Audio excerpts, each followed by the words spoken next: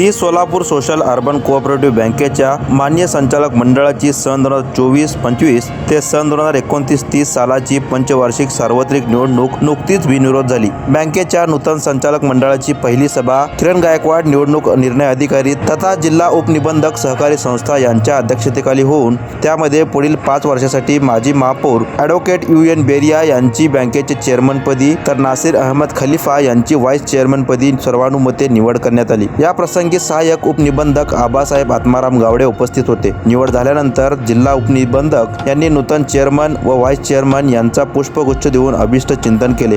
या प्रसंगी बोलताना जिल्हा उपनिबंधक यांनी बँकेने आपले कार्यक्षेत्र वाढवावे व जिल्ह्यात नवीन शाखा उघडून आणखीन आर्थिक विकास करावा, त्यासाठी आम्ही सदैव मदत करू असा विश्वास दिला. सोशल अर्बन बँकेच्या 3 पंचवार्षिक निवडणुका या बिनविरोध झाल्या असून ॲडव्होकेट UN बेरिया हे 3 टर्म सतत चेअरमन पद भूषवत आहेत. नूतन चेअरमन पद व व्हाईस चेअरमन यांच्या नेतृत्वाखाली गेल्या 10 वर्षात बँकेने अप्रतिम प्रगती केली आहे. आज सोशल बँकेच्या सोलापुरात 3 शाखा कार्यरत असून बँकेस सतत वर्ग मिळाला आहे. बँकेने गेल्या 3 वर्षात 1 शाखा असतानाही 1 कोटीपेक्षा जास्त नफा मिळवला असून बँकेच्या सभासदांना 12% लाभांश दिलेला आहे. सोशल अर्बन कोऑपरेटिव बैंक के इलेक्शन होने के बाद आज पहली मीटिंग हमारे शहर के DDR अली जनाब गायकवाड़ साहब की अध्यक्षता में हुई, जिसमें हमारे सभी डायरेक्टर्स ने एक मत करके चेयरमैन की हैसियत से मेरा इंतखाब किया और वाइस चेयरमैन की हैसियत से अली जनाब नसीर खलीफा की जो है मैं यहाँ पे निवड़ की गई है. जी Solapur social urban cooperative bank जिसको 50 साल पूरे हुए हैं और ये 50 सालों में पिछले 10-15 सालों से बैंक दिन ब दिन तरक्की करते जा रही है. पिछले 3 सालों में बैंक का जो प्रॉफिट है वो 1 करोड़ से ज़्यादा है. हालांकि अपनी बैंक की एक ही ब्रांच है और पिछले 3 सालों से लगातार सभासदों को 12% डिविडेंड दिया जा रहा है.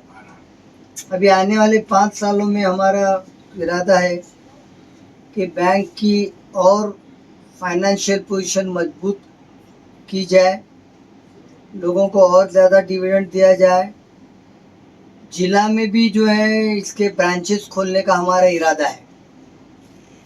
ख़ास तौर से मोहड़ और अक्कलकोट में, दक्षिण तालुके में के 3 जगह, बार्शी में, ऐसे 3 से 4 जगह पे बैंक के ब्रांचेस काटने का हमारा इरादा है. हमारे डायरेक्टर्स के कोऑपरेशन से बैंक को अच्छे हालात हुए हैं और बैंक जो है लोगों को मदद भी करती है और लोगों से हम अपील भी करते हैं कि जिन जिन लोगों के तरफ जो भी बकाया होगा, थकबाकी होगी, वो बैंक को जो है वापस करके वो बैंक के तरक्की में वो भी मदद का हाथ बिठाए. मुझे लगता है कि ये तीसरी मर्तबा है जब बैंक ने अनअपोज इलेक्शन हुए हैं और हमारा चेयरमैन और वाइस चेयरमैन का कभी भी इलेक्शन नहीं हुआ. पिछले 20 सालों में तकरीबन जो है हम अनअपोज जो है चेयरमैन वाइस चेयरमैन का इलेक्शन करते आ रहे हैं. ये हमारी परंपरा है और आज भी हमारे सभी डायरेक्टरों ने मिलके जो है हम लोगों को, मुझे और खलीफा को जो है इस ओहदे पे बिठाया है. मैं उनका और तमाम बैंक के सभासदों का बहुत बहुत शुक्रिया अदा करता हूँ कि उन्होंने हमेशा जो है हमारी मदद की है और हम आप सभासदों को भी हम भरोसा दिलाते हैं कि आपके भरोसे को कहीं धक्का भी नहीं लगेगा. बैंक की और जो है अच्छी तरक्की करने की हम दोनों भी कोशिश करेंगे, हमारे डायरेक्टर कोशिश करेंगे और इंशाअल्लाह ताला जो भी हमारा प्लानिंग है कि एक तो हमारा फाइनेंशियल बैंक को मजबूत करना और बैंक के और ब्रांचेस जो है शुरू करना, इसको आने वाले 5 सालों में इसका जो है ना पूरा जो है ना उसका अमल बजानी करेंगे, ऐसा मैं सभी सभासदों को कहता हूँ. DDR गायकवाड़ साहब की अध्यक्षता में सोशल बैंक की जब चेयरमैन और वाइस चेयरमैन की निवड़ हुई, पिछले 15 सालों से बैंक की तरक्की को देखते हुए आप इस साल जो निवड़ कर आए डायरेक्टरों ने बेरिया साहब पर अपना एतमाद जताते हुए फिर दोबारा उनको जना इस साल भी जना चेयरमैन पद के लिए निवड़ उनकी कराई और उन्हीं के साथ साथ जना मेरी भी वाइस चेयरमैन के लिए निवड़ कराई। पिछले 15 सालों में बेरिया साहब ने जना तन मन धन अपनी पूरी जान और माल के साथ बैंक की तरक्की के लिए उन्होंने बहुत ही मेहनत की है और उसी का फल है कि उनकी ये अपना मेहनत को देखते हुए तमाम डायरेक्टर लोगों ने जना फिर दोबारा से उनको जना इस अपना अहदे के लिए जना मुंतखब किया है। और मैं उम्मीद करता हूं कि आने वाले 5 सालों में जिस तरह से उन्होंने अपने बयान में कहा कि हमारे बैंक की जना नई नई शाखाएं जना बार्शी है, अक्कलकोट है और समझो मोड़ है और इधर दक्षिण शोलापुर और शोलापुर के और दीगर हिस्से में जो ना बैंक की शाखाएं खोलने के लिए हम जना कोशा रहेंगे। और इसके लिए हम हमारे तमाम डायरेक्टर हमारे शाना बशाना मिलकर इस बैंक की तरक्की के लिए काम करेंगे। इसी उम्मीद के साथ मैं अपनी बात को खत्म कराऊंगा। कोऑपरेटिव्ह बँकेच्या संचालक मंडळाच्या चेअरमन निवडीच्या कार्यक्रमाच्या वेळी हा जो निवडणूक कार्यक्रम ज्यावेळेस प्रसिद्ध व्हायचा होता त्यावेळेस ही निवडणूक कोण घ्यायची म्हणून माझ्यासमोर ज्यावेळेस लेटर आलं त्यावेळेस ठीक आहे म्हटलं की मी हे इलेक्शन घे। आतापर्यंतचा माझा अनुभव असा आहे की ज्या ठिकाणी बरेच क्रिटिकल गोष्टी असतात तिथे इलेक्शनला माझं नाव टाकलं जातं। अच्छा, हा आतापर्यंतचा माझा अनुभव आहे। पण मी इथं आल्यानंतर मी स्वतःच जिल्हा निवडणूक निर्णय अधिकारी असल्यामुळं मी त्याच्यामध्ये स्वतःचं नाव टाकलं। नंतर मी ज्यावेळेस विचारलं तर त्यावेळेस मोठी मतदार यादी आहे आणि इलेक्शन मोठं आहे त्यामुळं साहेब तुम्ही कंडक्ट करावं असं म्हटलं सगळे।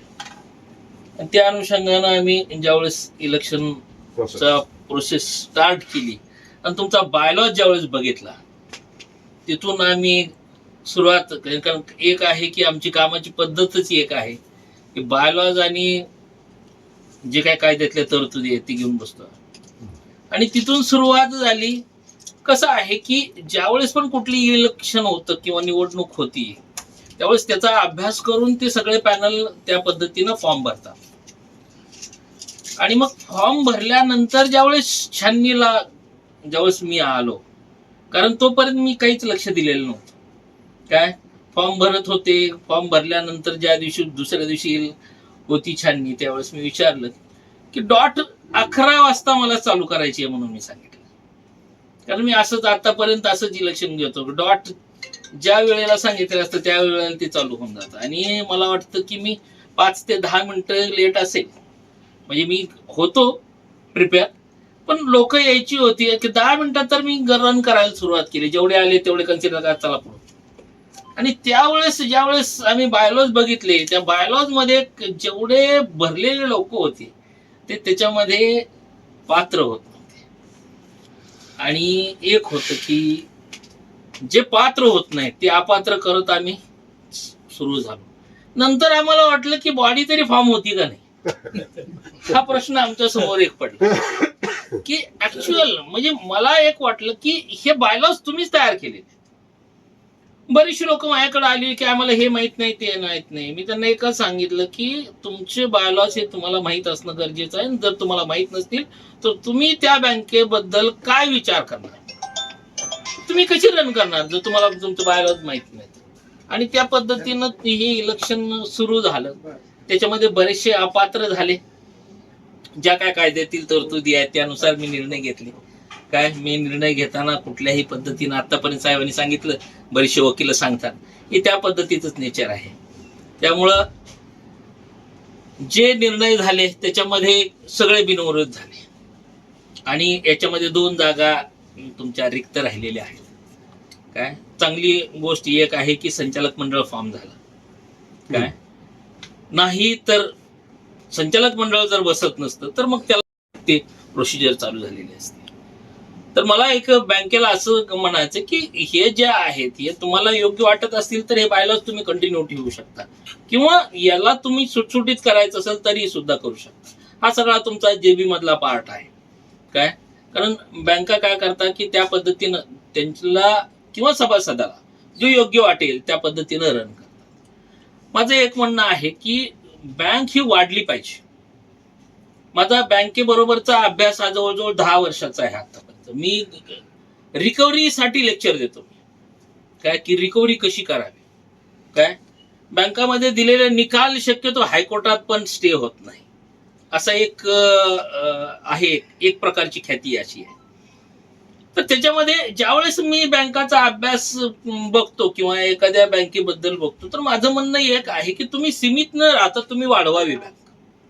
काय एक लिमिटेड नका राहू, आणि वाढवताना आहे ना एक्सपोजर द्या इतरांना. काय म्हणजे फक्त एकाच शहरामध्ये सीमित नका राहू, कारण तुमचं कार्यक्षेत्र मोठं आहे. काय मला वाटतं महाराष्ट्र कार्यक्षेत्र आहे तुमचं. मग महाराष्ट्र जर कार्यक्षेत्र असेल तर तुम्ही फक्त सोलापूर शहरापुरतं का मर्यादित राहता. आणि एक आहे की तुमच्या बरोबर बिझनेस करणारे किंवा धंदा करणारी खूप लोक आहेत. काय माझं म्हणणं असं आहे की तुमच्याच बरोबरची लोक खूप पद्धतीनं जर बिझनेस करणारी असतील, बरेचसे धंदे करणारे असतील, त्यांना थोडंसं लिफ्टअप करा. ही काळाची गरज आहे. आपल्या माणसाला आपणच हात द्यावा लागतो तर ते वर येतात. तर त्यांना थोडं थोडं, मी म्हणत नाही मोठी कर्ज वाटा, छोटी कर्ज वाटा, पण त्यांना थोडासा हात द्या.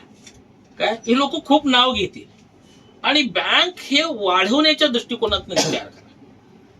कसं आहे की रिकव्हरी एक स्किल असते. रिकव्हरी त्याच वेळेस थांबते ज्यावेळेस समोरच्याला वाटतं की बँक आपलं काहीच नाही करत. ते एनपीए मध्ये जाणार नाहीत याची काळजी अगोदर घ्या. म्हणजे 3 हप्ते ज्यावेळेस थकतात ना, ती थकायच द्यायचं नाही. पहिला हप्ता ज्यावेळेस राहतो, ज्यावेळेस तो पहिला हप्ता भरत नाही त्याच दिवशी फोन सुरू झाले पाहिजे. टेक्नॉलॉजीचा वापर करा. काय एक मी बऱ्याचशा बँकांना, बँक असोसिएशन मध्ये सुद्धा सगळ्या लोकांना सांगतो की जे रिकव्हरीमध्ये जो खर्च होतोय त्याच्यापेक्षा तुम्ही एक लेडीज रिक्रूट करायची, तिला फक्त तेवढंच काम द्यायचं. काय ज्या दिवशी ज्याचा हप्ता ड्यू असेल त्याला फोन करून ती 1 महिनाभर त्याला फोनच करणे.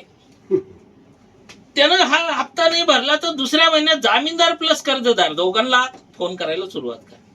3 हप्ते थकण्यापूर्वी पहिला तर हप्ता येईल. त्यामुळं हे जे आहे हे मॉनिटरिंग करत राहिलं ना, तर एकदा लोकांना कळालं की